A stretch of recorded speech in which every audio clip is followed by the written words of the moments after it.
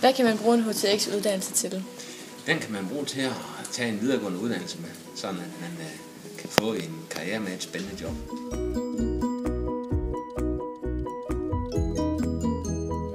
Hvad er forskellen på en HTX og en STX-uddannelse?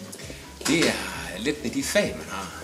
På HTX der har vi rigtig mange naturvidenskabelige fag, og hvor man på STX har en hel del flere humanistiske fag.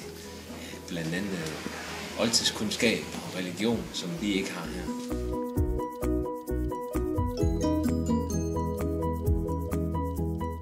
Udbyder HTX i år noget specielt i forhold til andre skoler?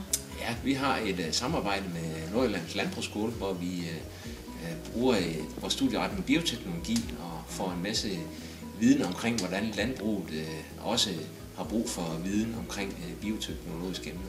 Så der har vi et samarbejde, hvor vi udnytter deres viden, og de får noget af os. Tak for det.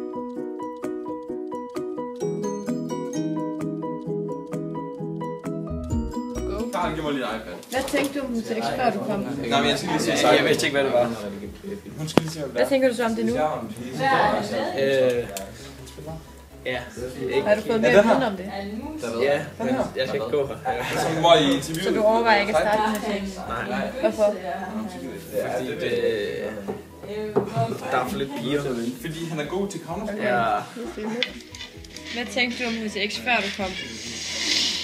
Jeg havde overvejet det før, så jeg tænkte, det er jo en fin uddannelse, men jeg skiftede sådan set til STX. Altså, jeg tænker, det er en fin uddannelse stadigvæk. Rigtig god, hvis man interesserer sig for det. Overvejer du at starte på HTX?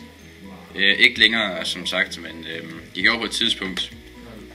Hvorfor? Fordi jeg godt kunne tænke mig at være ingeniør på et tidspunkt, men så skiftede jeg så ligesom interesse til andre ting. Okay, tak.